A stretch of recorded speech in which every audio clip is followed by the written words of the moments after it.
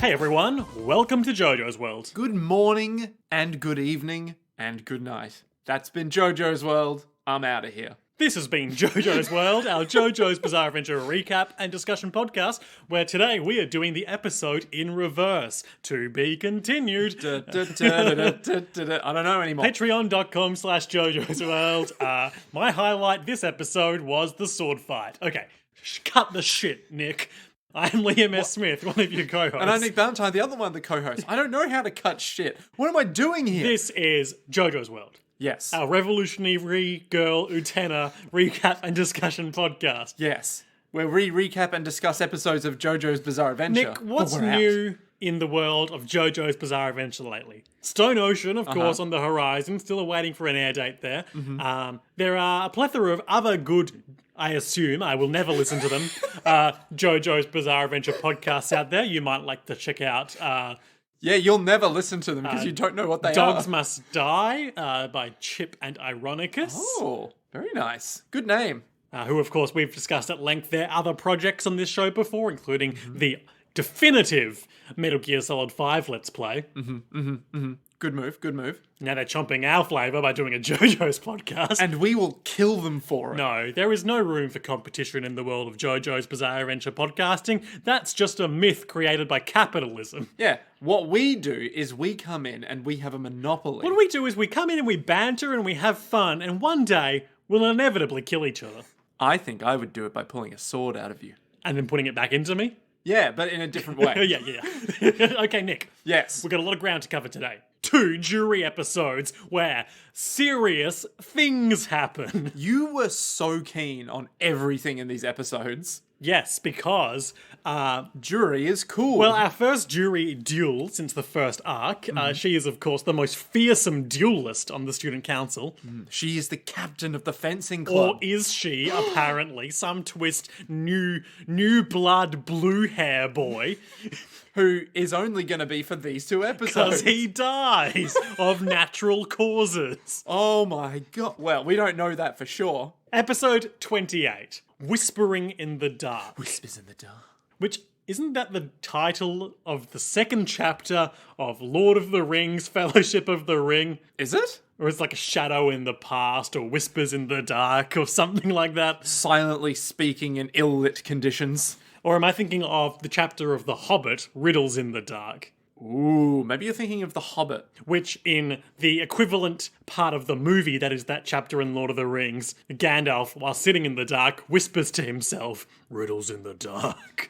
Maybe that's what I'm thinking of. I have here the Fellowship of the Ring. The chapter names of said Fellowship of the Ring. This should be a fun segment. A long-expected party. The Shadow of the Past. There you go. The fact you nailed that it's the second chapter disturbs me on multiple levels. Like just how bad my memory is. Well, I have read a book before. Which one? After a long absence from school, where they called him Rukia here, which isn't right, that's the name of the deuteragonist from Bleach. Okay. Ruka, the original fencing captain, returns. Remember Bleach? I remember Bleach. I distinctly remember some of Bleach. And then I stopped paying attention to again. Bleach. Yep. You could say that I bleached my memories, but I didn't, because I always remember them. You'll never make me forget Bleach. It's in there forever, and I can't get it out. There's a new series, which I don't know if it's ongoing. I don't know if it was a flop or a success, called Burn the Witch by the same creator, which apparently, I'm assuming just for product integration reasons, takes place in the same world as Bleach. Isn't that coming? Or is it in there? I think it's come out. Ooh, interesting. But ultimately, I don't care.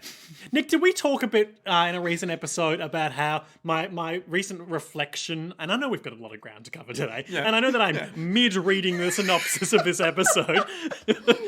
We are on track. My recent reflection on whether I just like old anime, or if it's just because the old stuff that I'm paying attention to is stuff that has proven it's stood the test of time and actually been good. I think we've mentioned this theory many times before. Okay. I don't know if you've specifically applied it to anime. Because I was thinking about it, and I think this is linked into our recent discussion about like how much anime production has snowballed in the past few years. Like, just hundreds of shows. I find my tastes luring me back to older stuff. JoJo's Bizarre Adventure, of course, based on an older property. Revolutionary Girl Utena. Bakano is getting up there in years. Cowboy B-Boy. The Big O. These things. Yeah. Are they, Good. Rationally, I don't think it's a fact that older stuff is inherently better. But, if we're talking about something that's 20 years old and is still in the public consciousness to any degree, there's a degree of quality or infamy there that's going to keep it around rather than your flash in the pan one season wonder. Well, I reckon maybe there's two theories to this, right? One is that the older stuff is better because the production given to them was either more generous or they had a lucky run. Well, I definitely don't think that's the case when you look at reused footage and stuff, which I don't think you see to the same degree anymore because of digital animation. But consider that back then it would have also gained the traction of this is fucking amazing because even with the reused footage, it's oh my god, it's incredible. Well, certainly in the case of this show, there's a lot of reused footage, but we're here for the themes and the storytelling. Yeah. And also the sword fights, which are basically music videos in much the same way that a lot of JoJo's Bizarre Adventure confrontations are basically riddles or puzzles. It's cool, fancy things that you watch and you're I like this. Get it. Anyway, I think ultimately I like that old hand-drawn aesthetic and the retro-futurism that comes with it a lot. I was going to say second reason could just be nostalgia. Nostalgia also a factor, and also obviously the stand the test of time factor is the answer to this riddle that I posed for myself on the podcast in the middle of this episode synopsis. You might be shocked to know that there is in fact a trapdoor answer to this riddle. Don't you open that trapdoor. Nick is referring to a riddle I read him from Rude Tales of Magic, which didn't have a true answer, or indeed be a true riddle. But as to whether he's back to enjoy life as a student or to push Juri's buttons remains to be determined. Ruka. We hate him, and we knew that we hated him as soon as we saw him, because we looked at him and we're like, oh, he's a cad. I think the exact words were, oh, fuck that guy. He spends the first episode playing nice, but then he reveals his true colours, and those true colours, azure, like his hair. Oh, I get it, because he's an asshole. Here's what Ikahara's episode commentary for the first episode, episode 28, Whispers in the Dark, was. Hit me with it. This one's brief. Brief? Mm-hmm. How brief? 4 sentences? 5 sentences? That is quite brief. Shiori's character is the embodiment of Juri's weak point. That weak point is love. Breaking apart the other person. Oh, so it's not love, it's love breaking apart the other person. No, there's a paragraph break there. That weak point is love. Breaking apart the other person. That means controlling the other person's life. Bending it to your own imaginings in the real world. It's the ultimate form of romance. Quote unquote. Is that it? Is that seriously it? Yeah. Oh shit, that's What dark. I think it's saying here is Juri obviously is in love with Shiori and therefore feels possessive over her. An aggressor codependence, if you will. Potentially. An unhealthy relationship dynamic. One that brings Juri immense dissatisfaction and sadness, and one that brings Shiori, I mean, generally speaking, a lot of issues. Just Look, kind of a lot of everyone's problems. got a lot of issues going on. Well, you got Utena. You got Anthe. Oh, you got Anthe, that's for sure. You definitely got Nanami. You got Nanami. You got Toga? Well, Toga's doing all right. Well, I mean, Toga's fine unless something doesn't go his way, and then he broods for 3 months, and then he comes back and he's like, see, nothing happened. You're like, you've been gone for 3 months. He's like, yeah, but getting good. The less said about Sayonji, the better. As we learnt from the Black Rose arc, Keiko has got serious dependency issues. Yep. Pretty much everyone's fucked. Except for... No, Utena also fucked. Akio? Akio... Utena is probably one of the better adjusted characters in this show. I guess Akio's not too fucked, but he's also an asshole. She's very accepting of the fact her parents are dead. Well, she's come to terms with that long ago, surely. A prince helped her come to terms with it. The prince, not so much. The prince bit, she's still not to terms with. Okay, we're in a place we've never seen before. It's like a ridge on the school struts overlooking the ocean. Which, I don't know where it is. And there's a bench that Juri likes to hang out at there. I remember I used to hang out at a lake. Did you? Yeah. Okay, great. It was Nice story, Nick. there was no bench, so I just sat in the dirt like the animal. What was the that I name am. of this lake? It was Matilda Bay. Is that a lake or a bay? Jacques. It's part of a lake. Objection! It can't be a lake because it's called Matilda Bay. Slam hands down on Almost desk. Christmas means it wasn't Christmas. Then what does that mean Christmas Eve is? So she's sitting at this bench and she feels Shiori's absence on the other half of the bench keenly. Then it's the next day, and we see via his silhouette that the man, Tsuchiya Ruka, has returned to school. And he reveals himself in the fencing club, stepping in front of, cutting in front of Mickey, who's going to duel Juri next, and being like, I'm not on the schedule, but do you mind if I cut in? The way this is done is that Mickey's like, all right, it's my turn. And then he just pushes in front, and from behind you see blue hair on a much taller man. Yeah, and it's like, oh, it's Mickey, but stronger. Oh, if only we knew. And Shiori thinks she recognizes him, but he's wearing like full fencing face covering, so difficult to say. And everyone's like, oh, and they duel, and he's amazing. He's even better than Juri. No, Juri was just... No, wait, is this the bit where Juri's a bit slower than usual? They basically, like, they get that classic, like, both poke each other at the same time, or so it seems. But to the keen observers, he's just slightly faster. And he's like, oh, I thought you would have improved while I was gone, Juri, but it seems I thought too highly of you. And then we instantly all started hating him. We were like, you don't mention Juri. So it turns out, despite what we've been led to believe, you leave Juri out of it. You leave Juri out of it. This is basically the you leave Shiori out of this episode. Absolutely. It turns out Juri's been the acting fencing club captain the whole time, and he's been the true captain, but he's been away sick. It's kind of like how in Metal Gear, you've got Big Boss and you've got the true Big Boss. Do you? I don't know. I don't think that... Oh, you mean how you've got... Spoilers for Metal Gear Solid V, The Phantom Pain. You've got Big Boss, a.k.a. Punished Venom Snake. Yep. And then you've got Big Boss, a.k.a. Big Boss. Who is you? Big Boss. Who is not you. Well, it depends which one you're playing. If you're playing Metal Gear Solid V, Ground Zeroes, he's you. But if you're playing Metal Gear Solid V, The Phantom Pain, He's not you. but you are him. You have the same memes. Ah. And thus we're the same person. Yeah. Yeah. The DNA of the soul. Yes. So he's got a really long face. He's got azure hair. Yeah. He's got one little bit that's a little grayer than everything else. Yeah, it's like a sort of washed out blue. Yeah, He's which like, I think is the azure, but I'm not sure. Symbolizes. His imminent death. Yes. He seems... You know what? I'll commit to that. That one pale stroke of hair symbolizes his pale life and how easily snuffed out it will be. Yeah, it's like It's like a candle in the wind. like Twin Peaks when he comes back and he's got that weird grey I've hair. not seen Twin Peaks: The Return. Ooh. Student council meeting. Jury's like, Ruka's returned. Nanami and Mickey are enjoying a succulent Chinese meal. I didn't. Are you familiar with that series of events? Would you arrest this man over enjoying a meal? A succulent Chinese meal? Apparently that's been around for like 20 years. I only heard about it like 2 months ago. Yeah, 2 months? Yeah. Oh, okay. The all right. succulent Chinese meal meme. Yeah, it's been around for a few years. Yeah. So Jury's like, yes, he's back. Ruka Tsuchiya, the captain of the fencing club. But I thought you were the captain, Miss Jury. Don't be a rube, Mickey. Oh, I've just been filling in.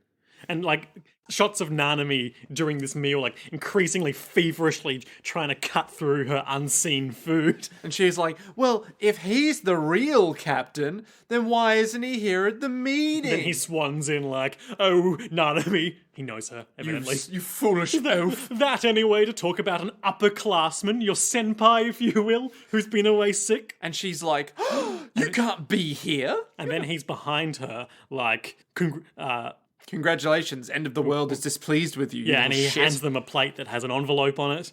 A Taskmaster envelope. Yep, if you will. You've all lost your nerve, he says. That's right, I've just come back and I'm already more in with him than you all are.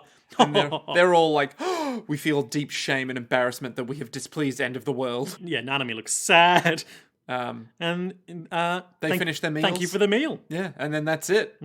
He's like, I just want to have a regular school life. And then he's clearly like hitting on women that he's training in fencing. And he's like stroking them. Yep, and hundreds of schoolgirls are crowded in the fencing hall watching him, and Juri's just there like, okay, are we going to duel or what? Yeah, he's just like, oh, yes, I'm here now. And everyone's like, he is here now. And you know who else is here now? Shiori. And she's like, wow, he's here now. Oh my god, they're all here now. How many more people can be here? Hundreds. And she has been polishing his sword every day in his locker. And for some reason, she goes to do it again today, even though he's back. And then, as he enters the locker room, she foolishly knocks open his locker, which clatters his sword to the ground. And she bends down to pick it up, like, oh, I'm so sorry.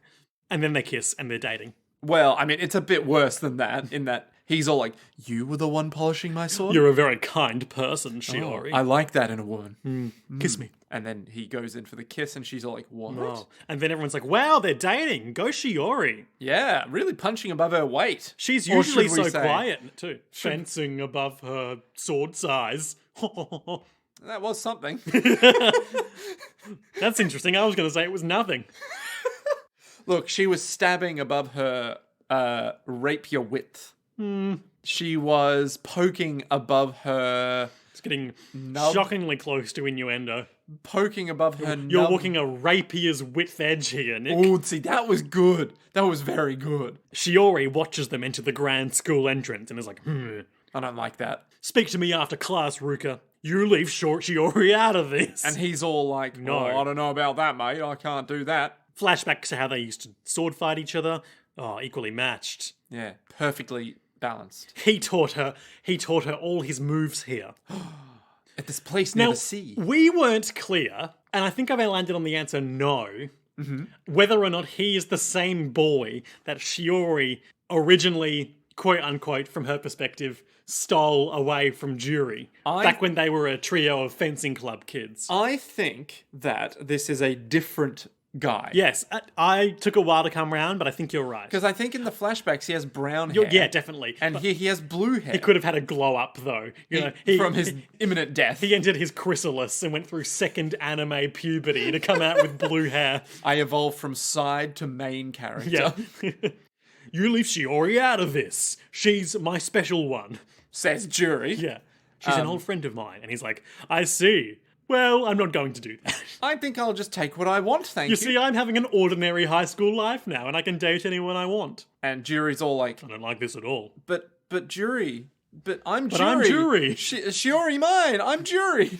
And then he walks off. Yep. Utena and Anthe are holding hands in bed. In the hand-holdy bed. In the handhold 69 bed. Or as I like to call it, the S or 5, but very poorly I'm just drawn. looking at this bed now, and I'm noticing that at the non-head focused ends, they each appear to have either a foot locker Or a bed table? or a little step to get them into this very high bed. Oh, I see what you mean. Because there's a shadow there. This is not relevant to anything, But it is interesting world building. yeah. Attention to detail. Wow, this Ruka's an amazing guy. Let's hold hands and look at space. They look at a meteor that's traveling down. This will come back later. For some reason, my heart's pounding. Oh, why is that so? And then Shiori is running through a night pavilion we've never seen before towards a fountain, which pours water out of the cherub's pot at irregular intervals, depending on symbolism that I don't quite understand. Look, let's just say there's passionate, kissing about to happen. Yes, and she's clinging to his chest, and Juri watches in her nightgown from the sidelines. Is this all actually happening, or does it just represent her frustrated longing by their coupling? I want to say it could be literal, but both at the same time. Well, as we know- not literal. Yeah, as we know, what's literal can, Shit. or what's metaphorical can be literally happening in this show. So they're there. They're making out. Oh, we so love to spend the brief nights together, but never have enough time. And then there's Juri watching from afar, and then Clutching her pendant of Shiori, which is going to be, it's a real Hans dice. Except dice? Except better set up. You remember that brief period where Disney were really pushing Han Solo's Millennium Falcon dice as tangible merch? What? Is that a thing? Yeah. Even though they're just dice? They got a lot of airtime in Solo, a Star Wars story, and released around the same time in Star Wars The Last Jedi. Like, where they got, like, magically transmitted to Leia or something like that as a token to remember him by. Weird. Okay. Hans Dice. So they're making out, and then who should look at Juri? Mid-make-out, Ruka is, like, looking at Juri being like, heh, I know you're watching this. And Juri's like, he knows what he's doing. He knows that I'm watching. He knows everything. He knows that I want her. What's his game? And then she spends all night sitting up next to her grandfather clock. We've all been there. Staring at her pendant. God, we've all been there. Do you remember that year that I was... In America? No. When I was at school, and I didn't come in because I had been up all night by a grandfather clock looking at my pendant. Yes. Yeah. That was a bad night. That was a whole year, you say. Yeah, year 11, yeah. So then it's after class. Classic one person left alone in the huge classroom, and Juri comes in and is like, you should stay away from him. He's bad business. And she's all... Oh, she has like some absolutely cutting retort. I've got to pull up. She's like, you can't trust him. He's dangerous. Look, I'm worried about you. It literally goes down as, look, this guy, I know that you think he's cool and all, but he's not cool. He's actually really bad. And she just goes, oh, Juri, you're actually just the worst. Yeah, she says, you really are the worst. And she has like shocked, hollow eyes. Then followed by, oh, hey Shiori. Oh, hi. Oh, hi, all my friends. Oh, do you want to come over here? Yeah, sure, Yeah, let's sure. leave. Let's And go Juri over is here. just stunned, just standing there, as if her one love has just said, fuck you, right to her face, but in a way that they can broadcast on public television at appropriate times for children. So back in that same night pavilion as before, she runs along the huge aqueduct again, but then Toga Kiryu is there instead of Ruka. And she's all like, but this is the fountain I always meet him at. This is the most redundant, like, these two episodes both have the most, like, ham-fisted, oh, we need to get Kiryu in here so we can reuse him summoning the car thing. So, But it's so good. what happens here is Kiryu is there and he's like, I've got a message from Tsuchiya because he wants to take you to the car place. So please wait for him here. I really don't need to be here. And she's all like, A fantastic place. And he's like, yep, look, I'm summoning the car. Can't you hear the throbbing of the engine of the end of the world? but why are you here? To do the stock footage. Look, And my then shirt's open. He turns around, no shirt, boom, there's the car In the inside the fountain. And in the back of the car is Rukia. And he's already there being all like, you mean Ruka? Yeah, I do. Yeah. And he's there. Not the deuteragonist from Bleach. And he's there being all like, hey. So this is a particularly fucked car sequence. This is what we in the industry call a cooked concoction of fuckery. And I suppose because Ruka's already all on board with the end of the world stuff, this is getting Shiori on side. And what it essentially boils down to is Ruka and Shiori doing it in the back of the car while Akio drives and then gets onto the hood like he likes to do. So I'm pretty sure the debate is just, hey, do you want to Go somewhere special. Yeah, do you want to be like someone with me? Yeah, or get something? the whole world. I want the world. Do you want the power I miracles? want the whole world. Oh, here we go. Put it in my pocket. Give it to me. Ruka salts. Are you talking about a song about taking the whole world, or are you talking about a song that's literally, I just want to go get some candy and just put it in my pocket? I mean, that's the point of that song. The candy is a metaphor for the ceaseless capitalist desire to possess everything. Fucking blueberry. Nope. That fucking... Bad egg. Bad egg? Yeah, she stands on the egg weighing machine and then goes down to the egg furnace to get destroyed because she was a bad egg. Oh, I see. But maybe the furnace isn't operating today. Unlike Every Ruka, other day. Unlike Ruka and Shiori, who are absolutely getting it on in the back of that car. Yeah, like it's discreet, but we can see that Shiori's clearly not wearing a top in this shot. We can see her bare shoulder. And neither is Ruka, but he's got wearing his jacket. Like all the boys in this car, he's got his open jacket and bare chest. You always have to do, like, arms outstretched when you're banging your women. And then they throw their heads back and gasp. And then Akio Akio in the front seat is, don't you love the throb of the engine? Anyway, I'm going to give you guys some privacy and climb onto the hood now. God, isn't the night sky beautiful? Looking directly into their eyes, Yep. being like, can you look that way? No, So I'm driving. So as the pattern goes, then it's the next day in the rose garden, and they're watering Choo Choo, and Akio's like, so pretty, and Choo Choo's like, oh, the roses, I mean. Oh. I think Choo Choo's pretty. Wait, Akio or Ruka? Choo Choo. No, as in...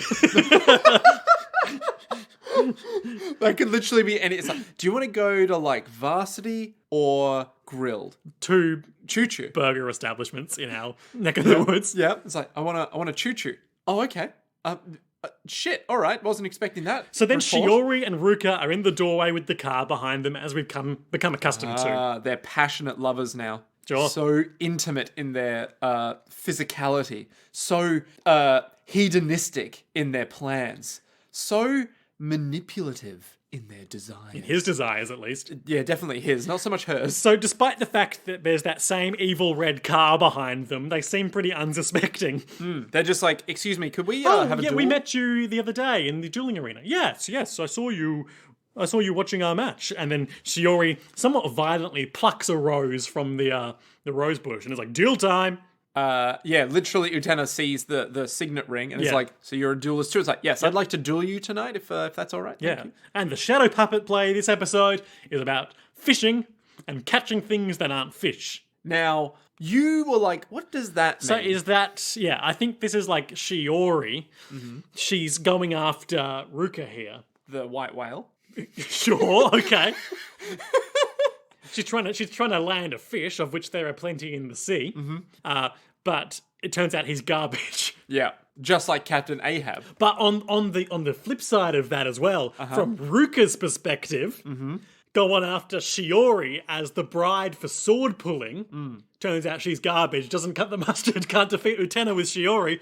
That's is it Queequag? Is that his name? Queelag? So you're just trying to list things you know from Moby Dick. Ishmael. So we've got the narrator, Ishmael. Yep. We've got Captain Ahab, the captain. Yep. We've got Queequeg, the Native American harpoonist. Native American? I thought he was, like, from somewhere else. Like, he's it's a been native, a while. He's an indigenous of somewhere. Well, of course I remember it's a bit the three like big harpoon guys on the ship are all various specific ethnicities, and everyone else just seems to be like a melange of white. Oh, yeah, well, I mean, that's the whole point, right? Is they're like, okay, I have all these sailors. You're the useful guy for this. And he's like, oh, can you treat me like a human? He's like, fuck off, all right? I own you. But he It's gets like, ooh. status on account of being the respected harpoonist. Yeah, true. And then there's a lot of chapters about whale biology. There is many appendices that I wasn't I think I got maybe less than a third of the way Probably through that. depends on your edition, but you say appendices, I say full-on chapters in the middle of the there's story. there's still chapters where it's like, see, this specific whale has quite a lot of fat. You just see, under we the want skin. the what's it called? Spermatozoa? Is that what it is? I have no idea. I was reading. We want that dang whale oil to make perfumes and oils. Yeah, I remember I was sitting Ambergris. I was sitting in an underground Japanese restaurant reading it, being like, okay, this is too much now. I can't. Very underground. Like, literally underground and also underground. Okay, Yeah, man. Anyway, so they're gonna duel. they duel. Shadow puppets, they're fishing for things. Yeah. Yeah.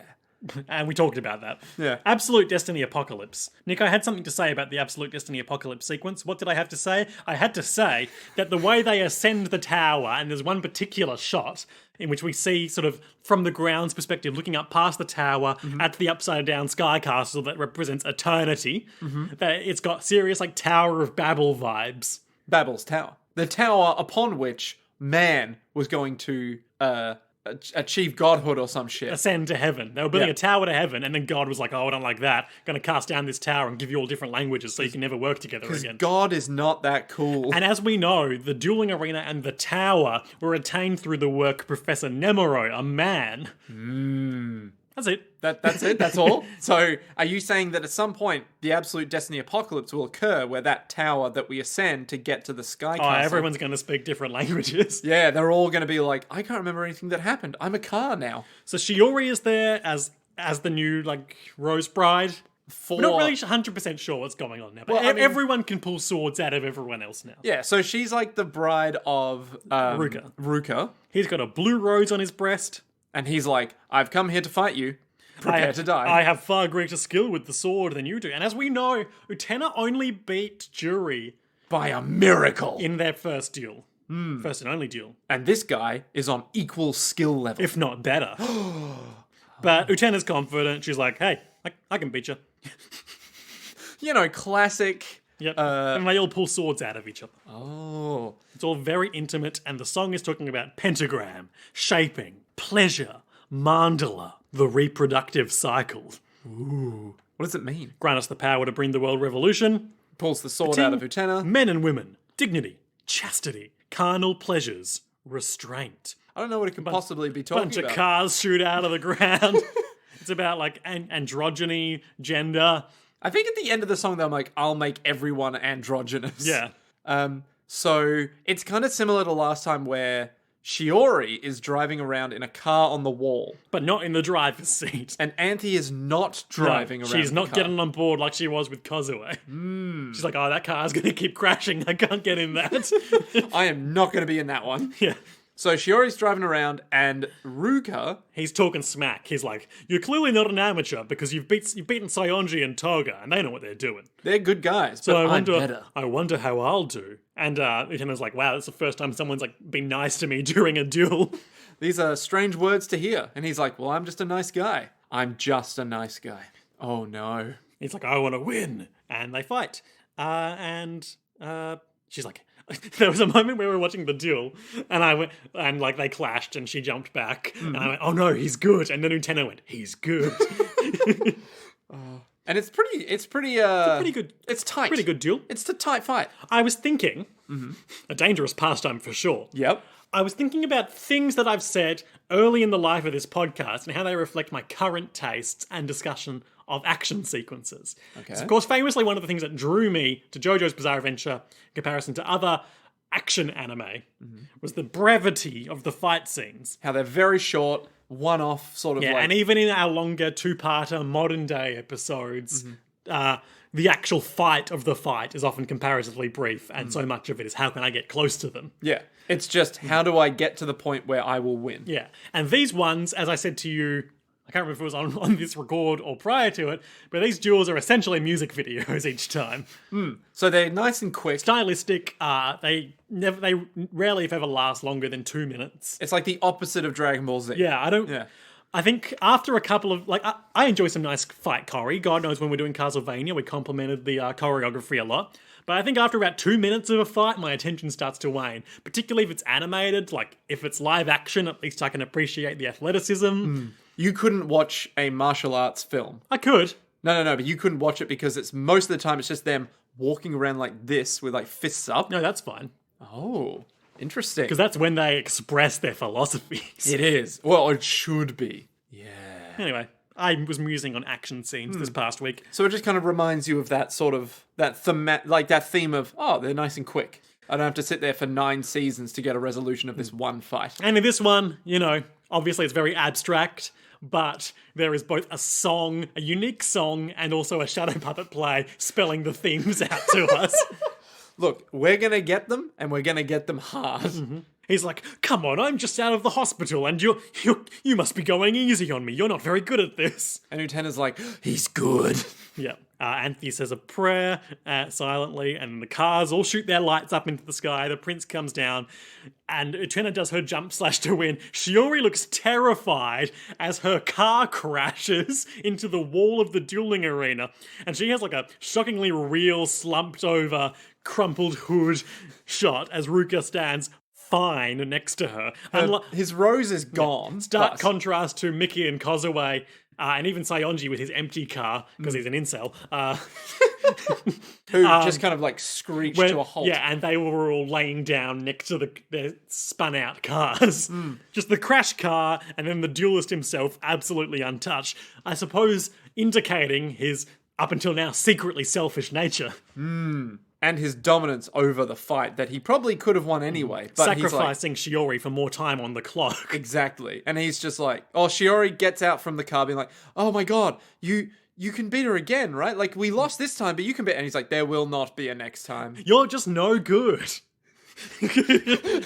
That's basically what he says. Yeah, he's basically like, you're really good at ad-libs, but... I don't know what that means. Ad-libs are just like, you're really good at making shit up on the fly. But, like, what has she done in that context this episode? Oh, well, he explains, that sword that was in my locker, that wasn't my sword. You were just there polishing that sword, weren't you? Yeah, but I don't really... I think he's like, you're really good at just vying for my attention, just so that you can play with someone else's emotions, right? I guess? And they keep talking... I think he's cottoned on to the fact that she's like, I want to make Juri feel hurt, or something like that. Is that what she's doing now, though? I thought she actually liked him. That's why she was so distraught next episode. I don't know. Maybe she's like, I'm looking for any opportunity because I'm broken, maybe. Hard to say. Multiple interpretations that could all be valid. I don't think she's broken. I mean, she literally was just like, you're the one for me over and over again on the answering machine. I mean, teens get sad when they're dumped, Yeah. And also, I think that particular soundbite that we'll discuss in a bit, I think that was him playing the same sound clip over and over on the car radio. I think it was her saying it again and again. Well, I guess we'll have to disagree. This time. Anyway, back at the ocean duel bench, Juri's like, you leave Shiori out of this. And he's like, she's a fool. You know that, don't you? I shall leave her alone because she's a fool. And she's like, how dare you? What are you after? We'll have to find out next Juri episode right now. Which we do. And we do. Episode 29. Azure in the dark. Nope. The darkness of Azure. Azure in the heat of night. Baywatch Nights. Baywatch Azure Nights. Azure, paler than the sky. Ooh. Realizing it. Is that just them being like, okay, so the art direction here, guys, is that basically I want his hair to just be a little paler than the sky. What is it with death episodes and anime and the sky? Remember JoJo's Bizarre Adventure Part 5, Golden Wind, the episode where Abakio dies beneath the sky on a verge of falling? Yeah. And now this episode, where it turns out Ruka succumbs to his illness at the end, Azure, paler than the sky. Well, maybe it's just, it's a nice metaphor. Eternity. Yeah, and you got things like, it's raining. It always rains from the sky. And then you see a silhouette of them in the sky. Yeah. Realizing the only way to defeat Utena and Anthe is with a partnership equally as strong, Ruka seeks to ally himself with Juri. Ooh. It's a funny way of going about it. But it's the only way he can get his, whatever it is that he's getting. And it still doesn't work. Spoilers that you would have come to know later on. From this podcast. This is why we're starting from the other end. And here is the episode commentary. Hit me with it. The boy who does nothing but transfer schools. The boy who was supposed to be gone came back. He has always appeared at the same specific time. Frankly, I don't like him. He always prods mercilessly at the exact places I don't want to be prodded. I'm assuming this is from Juri's perspective. Maybe. One day, I'd noticed that I'd changed. I'd always hated myself so passionately, but somewhere along the line that suffering had vanished. Was that his doing? Even if it was, tough. I still hate him. And somewhere along the line, he's left again. People say he changed schools. At a hospital, I dropped by to visit a sick friend. I overheard the nurses talking. It sounded like one of their patients had died. Apparently at a certain specific time, he always used to slip away from the hospital and go someplace. Where? He told the nurses, I go to visit someone dear to me, and he left a request with his family. If I die, please don't tell anyone. It couldn't be. Couldn't. I mean, he transferred schools. I'm sure I'm overthinking this. I'll be waiting for him, my dear. Transfer back here. I created an episode around that incident. There we go. Okay, alright. God, they really rused me there. Maybe I should read these in advance. Just the concept of like, hey guys, here's a deep and profound commentary on this. Then followed by, so this is what the episode's about. It's like every time I see like an author's note or like something from they're gonna ruin it at the 11th hour. From the perspective of like an actual author or something where they're like, so where'd you get the inspiration from? I was like, so I went down the street and there was this old man sitting on a bench and I thought, guy's really weird. So I wrote a like character about him. It's like, oh, who's that? Oh, that's the main bad guy. It's like, why'd you make him the main bad guy? Oh, because he was throwing like rocks at squirrels. Oh, he does that in the book. Yeah. Yeah, I know. At a hospital, I dropped by to visit a sick friend. I overheard the nurses talking. They told me, one day you'll make an anime about girls fuck my revolutionizing life. various things. Oh my god. He got us again. No, that was me. Oh, alas. Okay, couple of quick symbols that are important in this episode. Chairs. Chairs. There's 3 chairs in the dueling room that are arranged so each chair is pointing at the next one along in the triangle. A gestalt triangle. Speak on that. A gestalt triangle is where, imagine you have 3 circles, right? I won't. Okay, and they're equidistant from one another. Okay. But they have a triangle or like a pie cut out of them. So like Pac-Man like circles, yeah?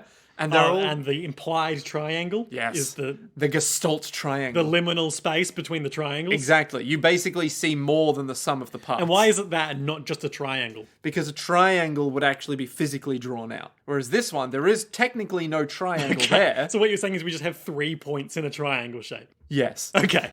So there's 3 chairs in a triangle shape, and each one is pointing at the next chair along, which is, of course, symbolizing this weird little fucked up love triangle we got going on here. Although I call suppose it love? on Ruka's part, it's more A deep ambition. power play. Not a desire. I mean, he that's does for sure. come, even though he's like got his own warped motivations, he does come on to Juri yeah. rather aggressively at one yeah. point in this episode. Oh yeah. But it's for his own nefarious desires, not his like actual romantic desires. And then backing up that symbol, the tiling on the dueling room floor is like a series of interlocking triangles. as if to imply everything is a triangle. The Illuminati. The absolute destiny apocalypse. Quick flashback of key scenes from the previous episodes and repeated the dialogue that has echoed throughout Juri episodes. Believe in miracles and they will know your... it was cut off deliberately here, but it was like know your emotions or something like that. They'll know your feelings. Know your intent. They'll know who you are. If you show them. Shiori and Tsuchiya have a huge public breakup. Hundreds of people are watching. One guy is watching just slightly above the window frame. Yeah, real creepy style. He's like, yeah. And she is like, please take me back. And he's like, please let go of my arm. Is this May? Because she's having a meltdown. What? Meltdown May is a phenomenon that is common on Twitter. What the fuck, Twitter? What? Why? Why is it common? May is the month where people have meltdowns. That's so weird. Okay. Believe me. And he's like, what should I believe? What do you want me to believe? That we... And it's like, just like teen drama. We stop paying attention to what they're saying because we see that Anthony turns in the crowd and sees Shiori walking away, also in the crowd. You mean Juri? Yes. Juri is in the crowd and she's like, pathetic. Well, we don't even see her be like pathetic. She's just leaving. Yeah. But we think she's like pathetic. And I wish I was with her. Everyone's gossiping about how Shiori hasn't been coming to school lately. Because how could she? She's the talk of the whole school. She's acting just like Sayonji and Toga both acted after losing duels. But the duel she lost was a duel of emotions. And also a proxy in an actual sword fight. She did technically lose the duel by technicality. Yeah. So Juri's back in the fencing club. Yeah, she's having a lot of emotions. Utena is watching and comes to see her after the day's bouts. And Juri's like, oh, getting involved in my business again. And Utena's like, well, I should have some dialogue in this episode. Look, you need to go back for Shiori. Don't you care She's about taking Shiori? it really hard. Nope, this is her business. I told Ruka to leave Shiori out of this. I told Shiori that he was bad business. She told me to fuck off. She's made this bed. She can lay in it. And yet my chair is pointed to the other chair. Yeah. Ooh. A friend of yours is being treated like this and you're doing nothing? You could at least hear her side of things. Nah. Nah. Nah, not doing it. Not doing it. I know what I'm about, and what I'm about is stoicism over my own desires. Yep. Time for Utena to recap that Entire piece of dialogue. to Anthony while holding hands in bed. So we get the meteor. It's facing up this time, not down. Told you it was important. It would come back. See? Yeah, why is that important? Because it's like this was the going down was like the, oh no, we're gonna have some tension. The going up is like the resolution, right? We're leaving this arc, so be ready to comet. A for effort, Nick. What can I say other than you're welcome? But is that how Juri really feels? Does she really not care? Oh no, crucially, Juri cares a lot, but she doesn't want anyone to know. Utena, the truth is What? What is it? Nothing. Okay, alright, never mind. And then we skip away. Yep. Shiori leaves Ruka a voicemail being like, I love you. You're the only one for me. I know you're screening your calls for me, Ruka. I know you hear me. I love you. And he's listless in the back seat of the night car. And Togakiri turns around and is like, well, couldn't bloody do what we asked, hey? As I said to you, they've just like formed this coalition of like bright-haired assholes. Except for Akio, who still has grey hair. It's like bright white. It's not that bright. It's grey.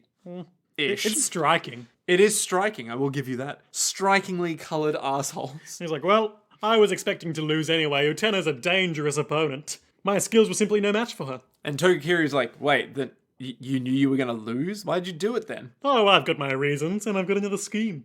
Alright, that sounds really dumb, but okay. So, Juri goes to see Shiori. We get a long shot before she leaves of just like going up on her as she's watching people fight. Just in deep thought. Yeah. And was this a sequence where there was a lot of like sword clashes and then claps? Yeah. And I was like, how many applauses are there? Ugh, my sword fighting hands are getting so sore. Not from the fencing, but from all the clapping I have to do. Every round apparently demands an applause. And I've really gone all out on making Shiori look miserable through the crack of her door here. Like completely and utterly shattered as a human being. But really like glossy character art. Like alarmingly good looking. It's one of those real high budget shots, like on her hand on the door. Juri, did you come to laugh at me? No, that's not what I wanted to do. I bet you're happy now. No, that's not what I. You disgust me, Juri. No, but that's not quite. Okay, bye. And then she shuts the door on her. She's embarrassed, humiliated, and hates everything. These guys have a lot of baggage. She doesn't want to see her, and Juri does. But you know who wants to see Juri? Ruka. And Ruka is all like, hey, let's have a duel. They have a bit of a quick little fencing fight. Unfortunately, first a whole bunch of other stuff happens. And then they're all like, hey, Juri, you should just fuck off about Shiori. That shit ain't ever gonna happen. Like, that's fucked. And then Juri's all like, no. Juri says, hey, you should take her back because it'll make her happy. And I want to, once again, subordinate my own interests to her happiness. Yeah, and he's all like, nah, man, that shit fucked. I don't really want to. I think she's spoiled, pushy, and self-centered. Traits that we've basically never seen her espouse. And Juri loses her cool. It's like, how dare you describe her in such a meaningless fashion? She is lovely. Yeah. She is great, and she's the best. Goes to really poorly punch him a couple of times. Like, not even aiming at his head. Well, she's not trained in the way of unarmed combat. No. That's a different skill entirely from a sword. And then, unfortunately, he pins her up against the wall and forcibly kisses her. And he's all like, I think I will take her back. And then eventually he pushes her off. He's like, maybe I love you. Maybe I want to date you.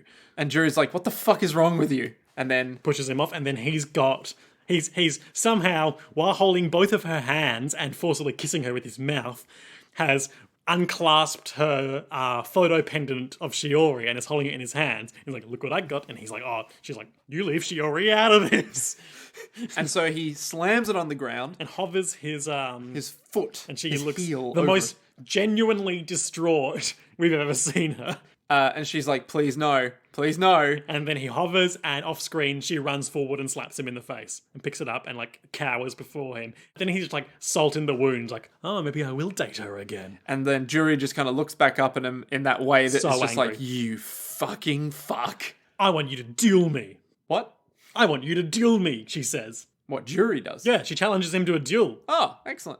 And then, oh yeah, that's right, that does happen. The terms, if he wins, he'll back out. He'll never see Shiori again. Those aren't the terms. And then if Juri wins, she'll do whatever he wants. No, you got that so mixed up. So, if Ruka wins, Shiori has to do whatever he wants. Shiori? Sorry, Juri. There we go.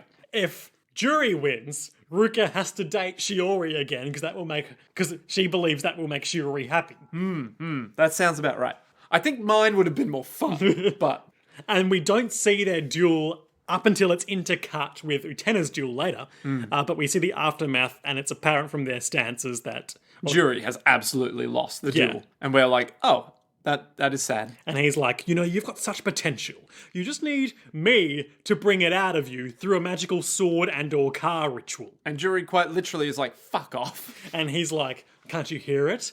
Hey, Toga Kiryu, come over here and say the stock footage of you summoning the car. And he's like, okay.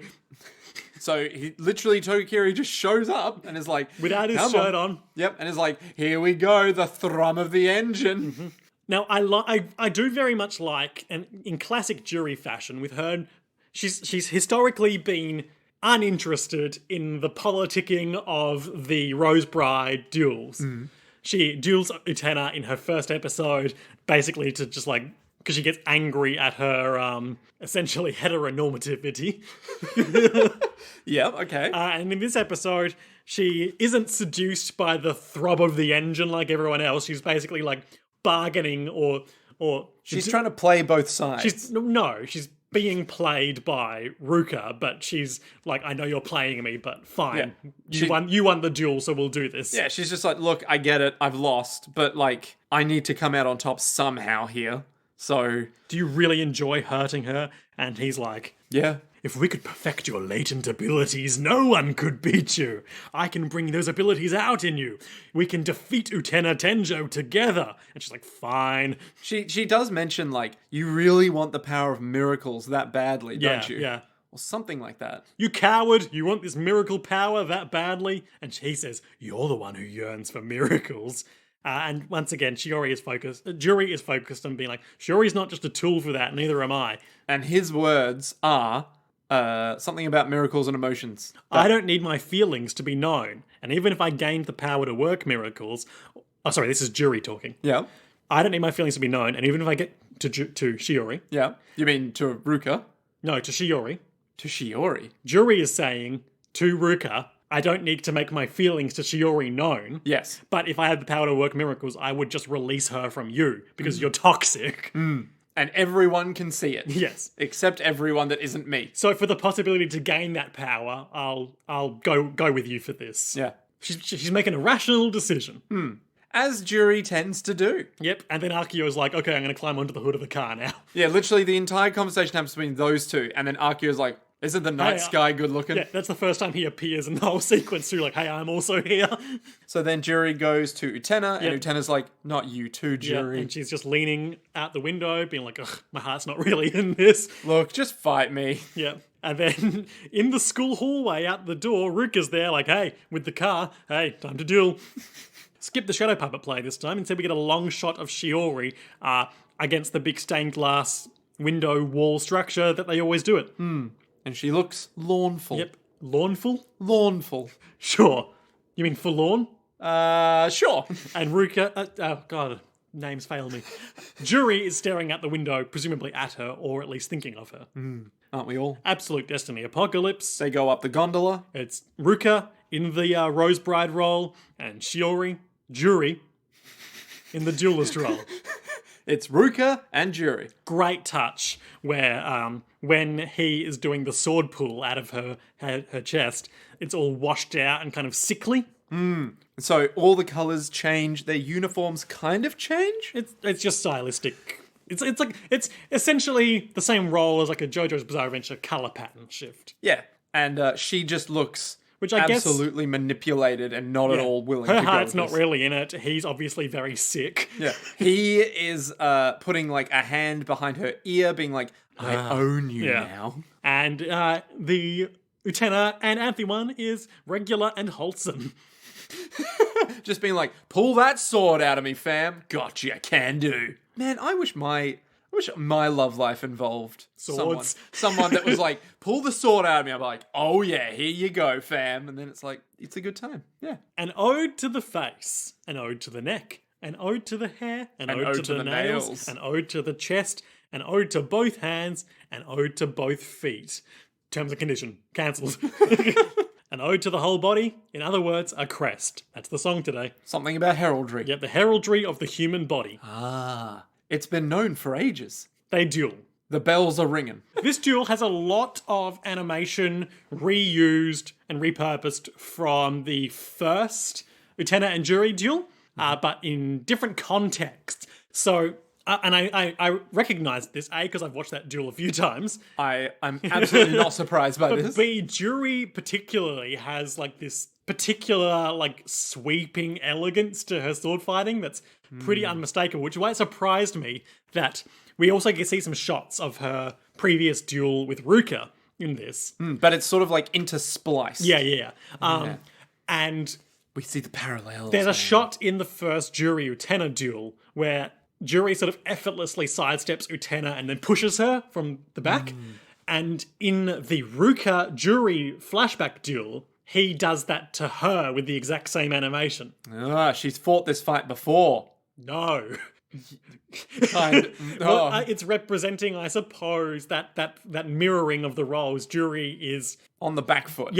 on the back foot, much in the same way that Utena was in their first duel. And then, because it is once again an Utena Juri duel, they reuse some of that footage, but it's got the cars behind it.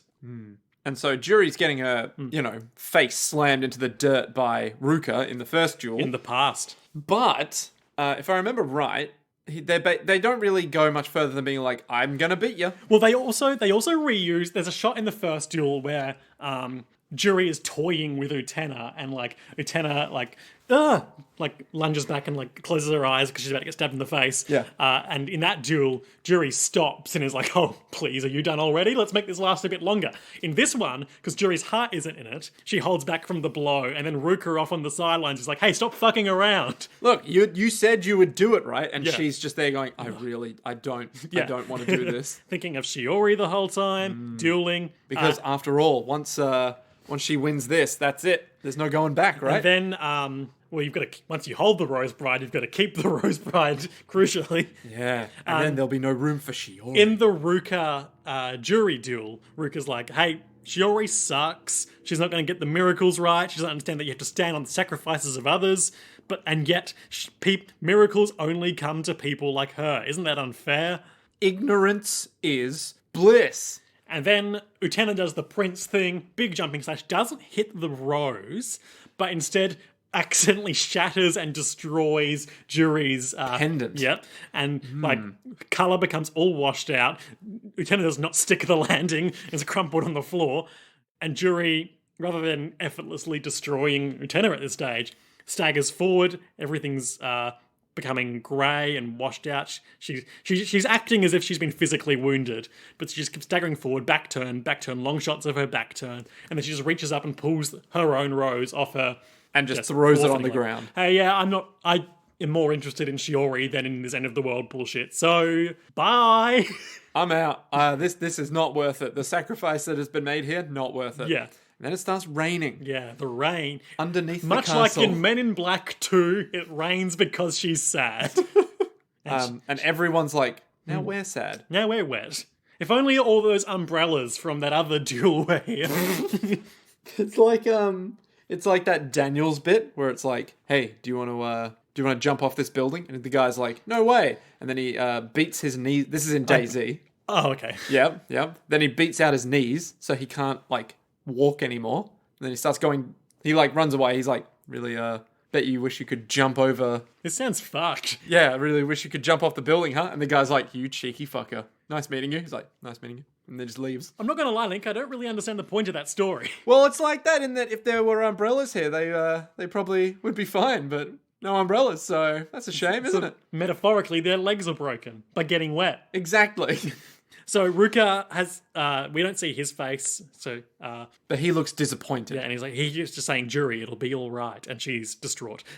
She is wordlessly like, you can go fuck yourself 1,000,000 times and over. all the cars have their windshield wipers on. For some reason. Juri is sitting in the... the Gestalt triangle of chairs. Yep, being like, it'll be all right, huh? Now, where are the chairs facing at this point? They are all facing at Juri. All of them? And Juri's is facing at the one that I guess symbolizes Shiori. Ooh. Metaphors. And time passes. Oh, Juri's the club captain again? Yeah, he stopped coming to school. I'm sure I'll be back one day, maybe. Maybe he's just sick again. Oh no, someone's been injured over there. Oh, don't worry. With Juri here, she'll get proper first aid care. And then Juri takes that girl to the infirmary. There's some brief mundane discussion about regionals and club duties. But then as she's leaving, belated shadow puppets. They come by and have a much less abstract discussion than usual, being like, hey, did you hear about that patient who died? Yeah, really cute, really into fencing. Oh, I hear he had a very sick illness. Yeah, he knew he had a very sick illness. Yeah, it was very sick illness. It was fully sick. Ruka says it's fully sick. And he knew how sick he was, but he wanted to go back and do something before he, tragically passed. There must have been a girl in the fencing club that he loved. And then we slowly pan to the right, and there's Juri, not walking forward right now, just listening to this conversation. He used to say something a lot. He wanted to give the power to grant miracles to the one he loved, to free her from something. Free her? What's that mean?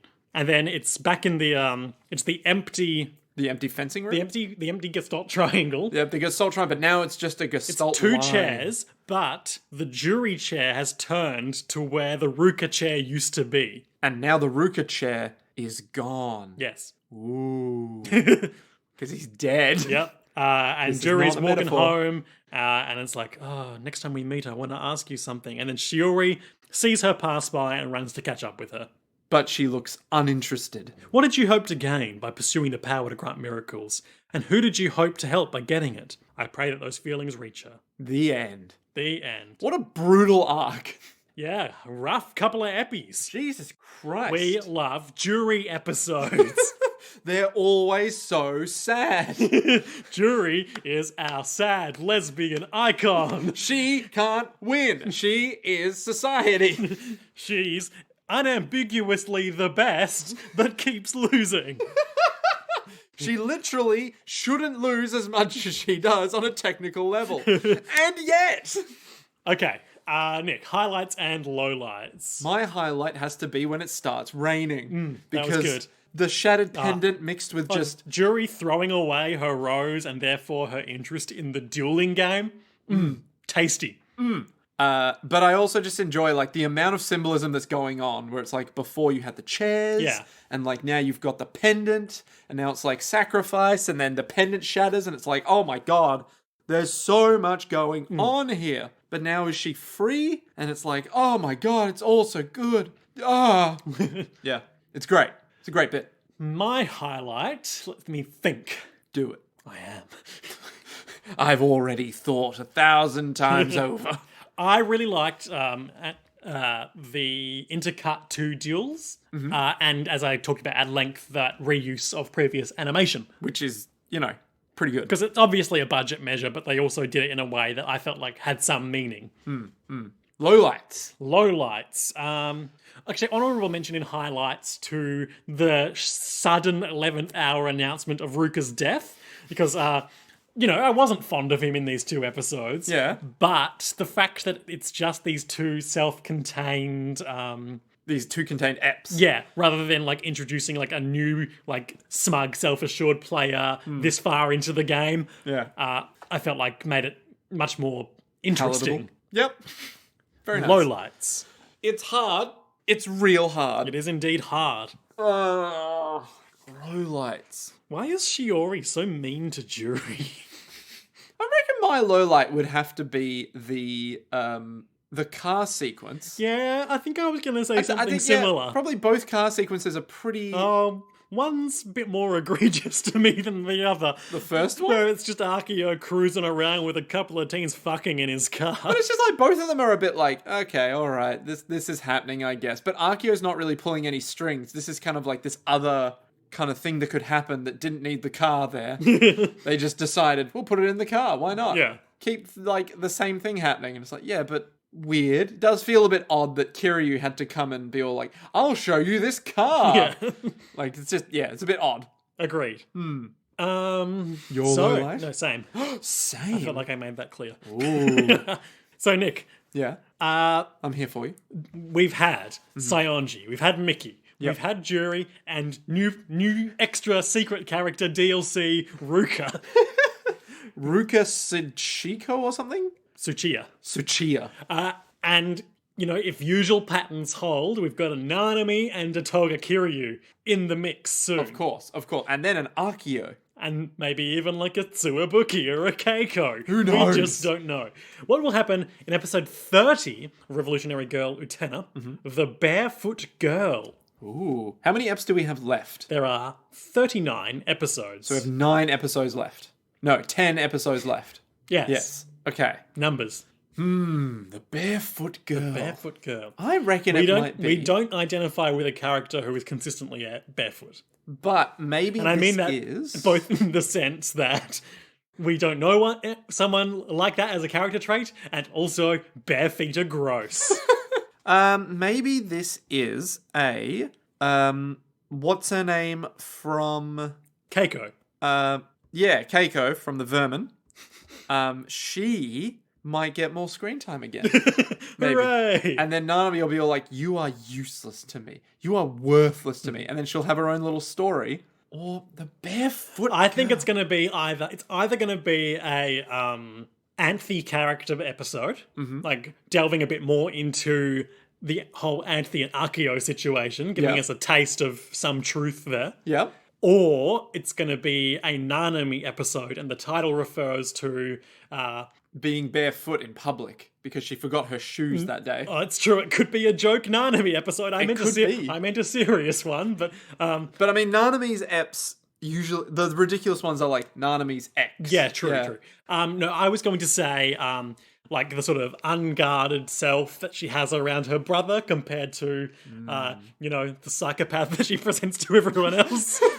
I don't know. I don't know if it'd be Nanami though, right? Like the barefoot. Was it the barefoot lady or the barefoot girl? Girl. Maybe it's a new character Or maybe that it's shows up. Suwabuki's little friend from his Black Rose episode. Oh my god, what if? Maybe she'll get into the night sex car. Nanami, I know what you want from me, and it's not this. And Nanami will be like, yeah, it's definitely not this. It's like, okay, I guess we'll just sit here awkwardly then. Do you want to go to McDonald's drive-thru? No, that is not at all what I want to do. Oh, okay, all right, that's fine. I'm on a diet. I'm Nanami. I gotta fit in this yellow cat suit all the time. Can't be out eating Happy Meals. Oh, okay, all right, that's fine. Well, I guess we'll find out next time. Yeah, I'm unsure. Maybe. There's a new girl that shows up. I hope not. I mean, we've just done a new boy two-parter. Yeah, but it'll be like, oh my god, one of Utena's long-lost friends. Yeah, we really don't know anything about her outside of this school. So maybe she'll show up and be all like, oh my god, you remember when your parents died? She'll be like, yes! Maybe it will be because Kiryu's occupied a weird position With Akio and... Yeah, as like his messenger, essentially, the herald of Akio. Maybe it'll be something that gets him into a more active dually role. Maybe. But maybe not. I don't know. And we'll find out next time on Revolutionary Girl Utena, as performed by JoJo's World. I'm Nick Valentine, the other one of the co-hosts. I really struggle with that. And I'm Liam S. Smith, the main one of the co-hosts. And until next time, to be continued.